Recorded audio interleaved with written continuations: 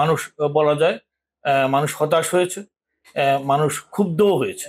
দেশের অনেক মানুষ চান যে উনি 5 বছর থাকুক, 10 বছর থাকুক, এমনকি আবেগে উনি বলে ফেলেছেন যে 50 বছর থাকুক। বাংলাদেশের একটা বিশেষ পরিস্থিতিতে ক্ষমতা গ্রহণ করেন, তখন সত্যি উনি জনপ্রিয় ছিলেন। সুপ্রিয় দর্শক, দৈনিক সকালবেলা নিউজ রুম থেকে আমি টুটুল রহমান স্বাগত জানাচ্ছি। এই অনুষ্ঠান সংবাদপত্রের বিভিন্ন সংবাদ নিয়ে আলোচনা করে থাকি।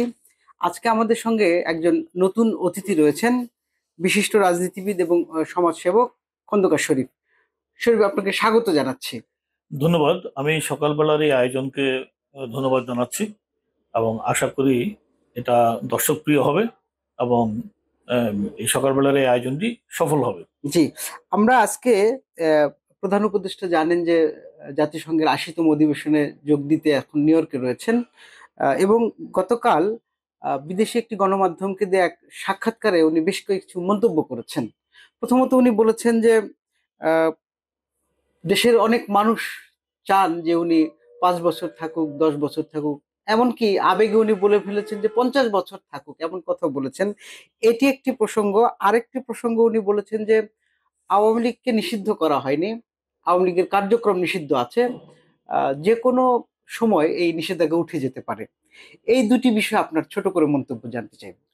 ধন্যবাদ টুটুল। আমি প্রথম প্রশ্নটির জবাব দিচ্ছি। ডক্টর ইউনূস বাংলাদেশের একজন স্বনামধন্য মানুষ। উনি যখন বাংলাদেশের একটা বিশেষ পরিস্থিতিতে ক্ষমতা গ্রহণ করেন, তখন সত্যি উনি জনপ্রিয় ছিলেন এবং এই দেশের মানুষ ভেবেছিলেন যে দীর্ঘদিন ধরে আমরা যে রাজনৈতিক একটা অস্থিরতা বা রাজনৈতিক একটা বাদানুবাদের মধ্যে ছিলাম, সেই জায়গা থেকে তিনি বাংলাদেশকে বের করে নিয়ে আসবেন এবং মানুষ শান্তি এবং স্বস্তি পাবে, এই আশা মানুষ করেছিল। কিন্তু গত 1 বছরে মানুষের এই আশা গোড়েবালি হয়েছে এবং তিনি তার সুনামের প্রতি উনি ভালো আহ ওটার কোনো সম্মান উনি রাখতে পারেন। রাখতে পারেননি। মানুষ বলা যায় মানুষ হতাশ হয়েছে, মানুষ ক্ষুব্ধও হয়েছে। তো উনি সেই 1 বছর আগের কথা যদি উনি ভেবে বলে থাকেন, মানুষের মনে হয়তো এরকম আশা ছিল যে বাংলাদেশে যে রাজনীতি যে অন্য ধারায় বা রাজনীতিটা যে একটু নষ্ট হয়েছে, সেই নষ্ট রাজনীতিকে উনি সঠিক জায়গায় নিয়ে আসবেন। সেই কারণে 2 বছর 3 বছর সময় লাগতেই পারে এবং সেই সময় এদেশের মানুষ ওনাকে দিতেন। কিন্তু সেই পরিস্থিতি এখন নাই, প্রেক্ষাপট বদলে গেছে। আচ্ছা, কেন মনে হচ্ছে যে সেই প্রেক্ষাপট বা তার যে জনসমর্থন নিয়ে বিশাল এক গণ অভ্যুত্থানের মাধ্যমে তিনি ক্ষমতায় এসেছিলেন, কেন মনে হচ্ছে যে এটা ধসে গেল? সেটা ধসে গেছে আইন শৃঙ্খলা পরিস্থিতি তিনি তার নিয়ন্ত্রণে রাখতে পারেননি এবং উনি বাংলাদেশের ইতিহাস এবং এদেশের অর্জন যে গৌরব, এগুলির প্রতি উনি ভালো আচরণ করতে পারেননি। উনি 71-এর, বিশেষ করে 71-এর যে মুক্তিযুদ্ধ, 30 লক্ষ মানুষের রক্তের বিনিময়ে যে বাংলাদেশ, উনি সেই বাংলাদেশের পক্ষে না থেকে পুরো বিষয়টাকে পাশ কাটিয়ে উনি নতুন একটা প্রেক্ষাপটের উপরে বাংলাদেশকে নির্মাণ করার চেষ্টা করেছিলেন বা উনি ওই ইতিহাসকে মানুষকে ভুলিয়ে দিতে চেয়েছিলেন। সেই জায়গাটাই মানুষের ক্ষোভের কারণ হয়েছে। এটা কোনো প্রয়োজন ছিল না। জি, জি। আওয়ামী লীগের প্রসঙ্গে যে যে কথা উনি বলেছেন যে নিষেধাজ্ঞা যে কোনো মুহূর্তে উঠে যেতে পারে, এটা আসলে হঠাৎ করে কেন তিনি এই কথাটা বললেন? উনি কি আলোচনাকে ঘুরিয়ে দিলেন কিনা? না, আমার মনে হয় উনি অত্যন্ত বুদ্ধিমান মানুষ। উনি পরিস্থিতি পর্যবেক্ষণ করেছেন এবং উনি আমার মনে হয় যে বিষয়টাকে উনি অনুভব করতে পেরেছেন, উপলব্ধিতে নিয়েছেন যে আওয়ামী লীগের রাজনীতিকে নিষিদ্ধ করে বা আওয়ামী লীগকে রাজনীতি করতে না দিয়ে বাংলাদেশে কোনো রকমের পরিস্থিতি ভালো পরিস্থিতি তৈরি করা যাবে না। তো সে চিন্তা থেকে, সে দৃষ্টিকোণ থেকে উনি সঠিক কথা বলেছেন বলে আমি মনে করি। কারণ আওয়ামী লীগ একটা বিশাল সংগঠন এবং বাংলাদেশের প্রতিটি আন্দোলনের সাথে 52-র ভাষা আন্দোলন থেকে শুরু করে 71-এর মুক্তিযুদ্ধ বা বাংলাদেশের যে আমাদের স্বাধীনতার যে আন্দোলন এবং এর পরবর্তীতেও সামরিক স্বৈরাচার বিরোধী আন্দোলন এবং বাংলাদেশের দীর্ঘদিন ধরে শাসন ক্ষমতায় থাকা, এটা আওয়ামী লীগের একটা এখানে অনেক বড় অর্জন আছে এবং মানুষের আওয়ামী লীগের প্রতি সমর্থন আছে। এখন কথা হচ্ছে যে গত 16 বছর আওয়ামী লীগ রাষ্ট্র পরিচালনা করতে গিয়ে যে সমস্ত ভুলগুলি করেছে, মূলত গণতন্ত্রকে তারা গণতন্ত্রের ব্যাঘাত সৃষ্টি করেছে, ভোটটাকে তারা নষ্ট করেছে, এটা সত্য। এবং এই মানুষের ভোট দিতে না পারার যে ক্ষোভ খুব। এবং সেখানে আওয়ামী লীগের বিশেষ করে যারা এমপি ছিলেন, যারা মন্ত্রী ছিলেন, বা আওয়ামী লীগের কিছু নেতা যারা ক্ষমতার কাছাকাছি ছিলেন, তাদের যে উদ্ধত্ত এবং তাদের যে অহমিকা, এটা মানুষকে ক্ষুব্ধ করেছে। সেই ক্ষুব্ধতার কারণে একটা পরিবর্তন মানুষ চেয়েছিল, এবং সেই পরিবর্তন 2024 সালের 5ই আগস্ট হয়েছে। এ পর্যন্ত ঠিক আছে। তাইলে নতুন করে যারা পরিবর্তনের পরিপ্রেক্ষিতে বা গণ অভ্যুত্থানের পরিপ্রেক্ষিতে ক্ষমতায় আসলেন, তাদের সবার আগে উচিত ছিল আইন শৃঙ্খলা পরিস্থিতি নিয়ন্ত্রণে রেখে, এবং যারা এই শাসন কার্য পরিচালনা করতে গিয়ে বিচ্যুত হয়েছেন, অন্যায় করেছেন, অদ্যুত দেখিয়েছেন, তাদেরকে আইনের আওতায় নিয়ে আসা। কিন্তু আওয়ামী লীগ লক্ষ লক্ষ মানুষের সংগঠন, অনেক ভালো লোকেরাই আওয়ামী লীগ করে, যারা এই সমস্ত অন্যায়ের সাথে, এই সমস্ত অপকর্মের সাথে, এই সমস্ত অদ্যুতের সাথে ছিলেন না। তাদেরকে আওয়ামী লীগ করার সুযোগ করে দেওয়া দরকার ছিল। তাইলে মানুষ একটা সুন্দর পরিবেশ দেখতে পেত, এবং যারা বর্তমানে ইউনূসের নেতৃত্বে ক্ষমতায় ছিলেন, তাদেরকেও মানুষ অ্যাপ্রিসিয়েট করতো। কিন্তু সেটা না করে আওয়ামী লীগের মতো একটা গণসংগঠনকে একেবারেই মাটির সাথে মিশিয়ে দেওয়ার এবং আওয়ামী লীগকে ধ্বংস করে ফেলার যে পরিকল্পনা মানুষ মনে করে যে নেওয়া হয়েছে, এর সাথে দেশের মানুষ কখনোই যাবে না। আমার মনে হয় যে ইউনূস সাহেব বুঝতে পেরেছেন।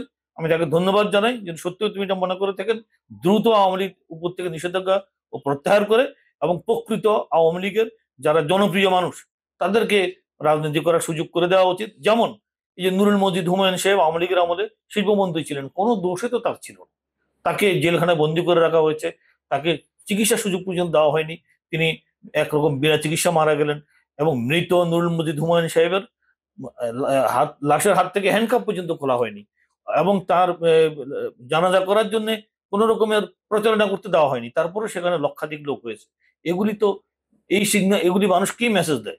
মানুষ মেসেজ দেয় যে এই জাতীয় স্বৈরাচারী আচরণ বা এই ধরনের জুলুম, এই ধরনের অন্যায় এদেশের মানুষ সহ্য করবে না। কিন্তু কিন্তু এখানে তো একটি প্রশ্ন রয়ে গেছে, সেটি হলো যে অভ্যুত্থানের যারা নেতৃত্ব দিয়েছেন, যারা অভ্যুত্থানকে স্পিরিটকে ধারণ করেন, তারা তো আওয়ামী লীগের রাজনীতিকে দেখতে চাচ্ছেন না। তারা দল হিসেবে আওয়ামী লীগকে একেবারেই নিষিদ্ধ চায়, বা অনেকেই তো বলে ফেলেন যে একদম নিশ্চিহ্ন করে দেয়া হবে। সেক্ষেত্রে অভ্যুত্থানের তো বড় একটা ফসল হচ্ছে ডক্টর ইউনূসের সরকার। তাহলে সরকারের সঙ্গে এদের আবার একটা দ্বন্দ্ব তৈরি হবে কিনা এই ঘোষণার পরে? আচ্ছা, এখন প্রশ্ন হচ্ছে যে বিপ্লবের যারা নেতৃত্ব দিয়েছে বলে যারা দাবি করে, যে সমস্ত ছাত্র নেতা যারা বৈষম্য বিরোধী ছাত্র আন্দোলন যারা সংগঠিত করে, তারা নেতৃত্বের দাবিদার, তাহলে 1 বছরে তাদের পারফরমেন্স কি? তাদের মধ্যে থেকে যারা নেতা মন্ত্রী হয়েছেন, তাদের এপিএসরা যখন 300 কোটি টাকার একটা মানে দুর্নীতির খবর আসে, এবং তাদের সারা বছরে তাদের যে উদ্যত্ত, তাদের যে স্বৈরাচারী মনোভাব, এইটা দেখে মানুষ কিন্তু হতাশ হয়েছে।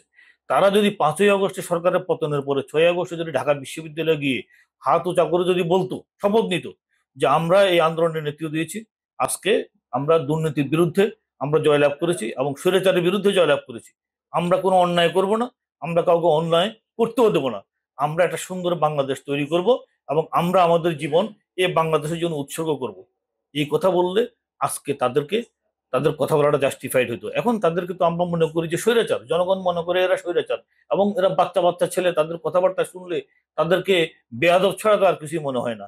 কোনো বিপ্লবী কোনোদিনও বেয়াদব হয় না, কোনো বিপ্লবী কোনোদিনও অন্যায় করে না, কোনো বিপ্লবীরা বিনয়ী হয়, বিপ্লবীরা দেশকে ভালোবাসে, বিপ্লবীরা জনগণকে ভালোবাসে।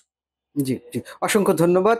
শেষ একটি প্রশ্ন দিয়ে আমরা আজকের অনুষ্ঠানটি শেষ করতে চাই। সেটি হলো যে নিউ ইয়র্কে আপনার আ আ প্রধান উপদেষ্টার তথ্য সচিব উনি একটি মন্তব্য করেছেন যে নির্বাচন বানচালের চেষ্টা হচ্ছে। আমরা সরকার সর্বোচ্চ সতর্কতায় রয়েছে। এখানে এইটি যেমন আছে, আরেকটি হলো যে পিআর নিয়ে একটি বিতর্ক আছে। তারপরে আইন শৃঙ্খলা পরিস্থিতি, আ সবকিছু মিলিয়ে আপনার ফেব্রুয়ারিতে যে নির্বাচন অনুষ্ঠিত হবে, সেটা কতটা নিশ্চয়তার মধ্যে রয়েছে? সরকার যদি আন্তরিক হয়, সরকার যদি মনে করে যে তারা নির্বাচন করবে, তারা নির্বাচন করতে পারবে, কেউ বাধা দিবে না, বাধা দেওয়ার চেষ্টাও করবে না, কারণ সরকার হচ্ছে সার্বভৌম ক্ষমতার মালিক।